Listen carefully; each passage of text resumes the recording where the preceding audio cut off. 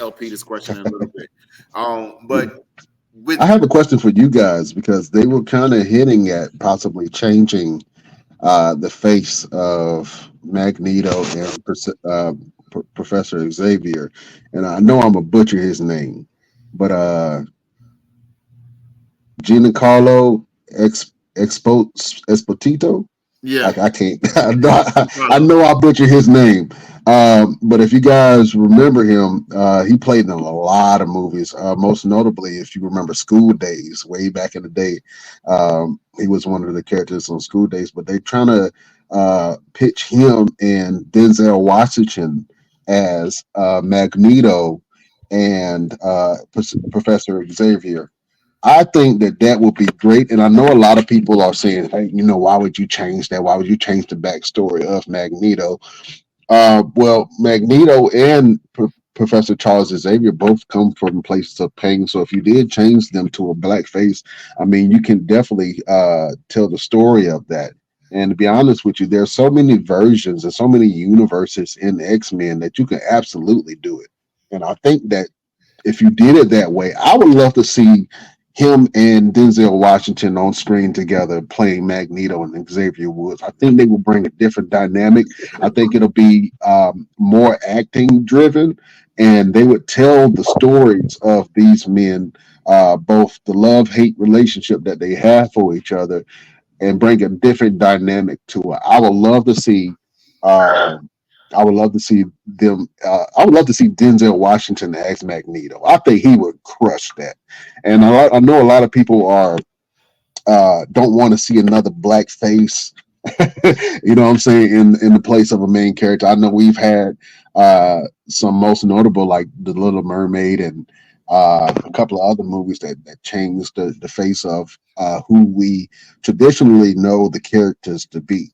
But I think that if you added him and Denzel Washington as Magneto and Professor Xavier, I think that that would be absolutely amazing on screen, and I think that you will have a blockbuster movie with them two as the leads. Absolutely, I agree. LP, real quick question for you. The ending of the very last episode, without putting any spoilers, who do you think that guy is? LP, you there? You're on mute. Yeah, don't ruin no spoilers for me. Go ahead, though. Is it who I think it is? Because from the look on his face, it looks like I think I know who it is. Are you talking about the very ending? Yes. Yeah, it's I'm pretty sure it's who you think it is. Okay, all right, and then that's Yeah, keep it like that. Don't ruin nothing for me. that's gonna be something, man. I mean, the way they've been putting everything together, and we still haven't seen like a lot of different characters in this series. I mean, we haven't seen Emma Frost. When is she? We did when? Emma Frost is on Genosha. That's right. Emma Frost is on. She was with the Hellfire Club in Genosha, and they don't show her. Actually, they don't show her a couple times.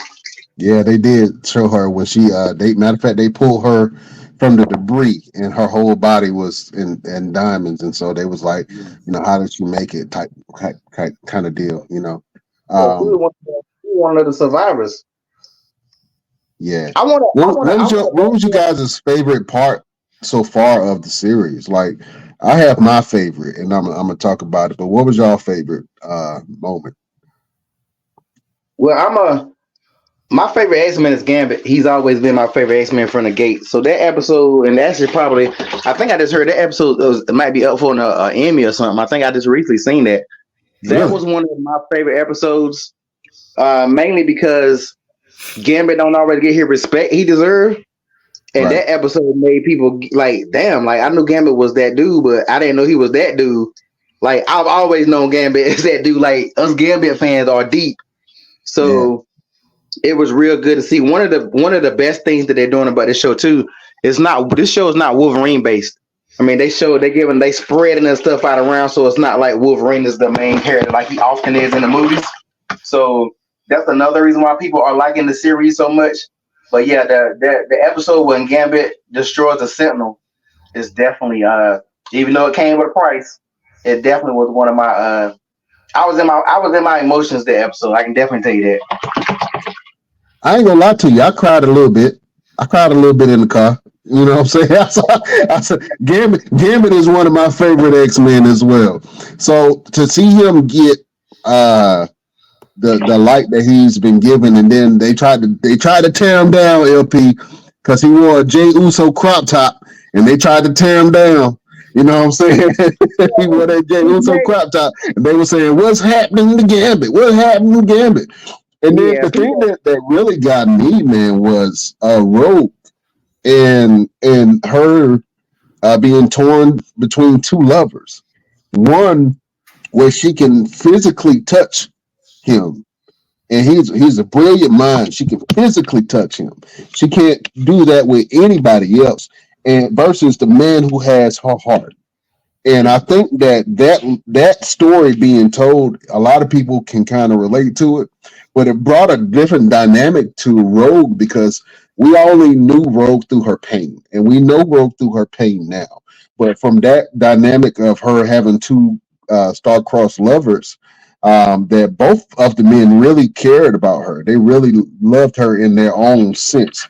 But I think a lot of their personal demons and issues kind of clouded the judgment that they have towards her as far as wanting to have a different level. But Gambit loved her. He had real love for her. And I mean that was real tough to watch. Also, when Storm lost her powers, yes, bro, that I felt that one. You know what I'm saying? She was like, I can't feel the wind. I'll ugly face cry. You know what I'm saying? Oh, snap, ugly face cry. I thought that episode that when Storm lost her powers was very powerful in a lot of different ways because unlike the rest of the X-Men, hers comes from a different place. Her powers are more spiritual. You know what I'm saying? And so that episode when Storm lost her powers, man, was very heartbreaking. But I mean, she got it back, but she had to fight a whole demon to get it back. You know what I'm saying? So I like I said, I love what they're doing. I applaud X-Men. Let me ask you guys a wrestling question. If they did make a live action version of X-Men, which wrestler would you like to see play the role of an X-Men and which X-Men? I'm jump up here real quick and go first. We already know Jay Cargill is going to be Storm. They've been saying that for the longest. See? No, what? That's been her narrative in WWE. Is she is Storm, and she carries that persona in what she does and her interests. So we already know she's going to be Storm. And then you can easily place Bianca Belair as Rogue. You know what I mean? She could definitely be Rogue. Roman Reigns, Wolverine. I can see him as Wolverine. No. I got to chew on that for a little bit. Are we talking about being accurate? Or we just throwing names out. All right. Well, you give your opinions there, LP. Let me see what you got. The top the top 5 X-Men is Jean, Scott, Storm, Wolverine, and Beast. Am I correct? Is it the top 5? Well, I mean, it varies. It depends on how you want to put it. Yeah, but they're pretty much the main 5. So if you had to choose those main 5, who would you put in which role? Oh, 6, because you gotta include Rogue. So the first 6.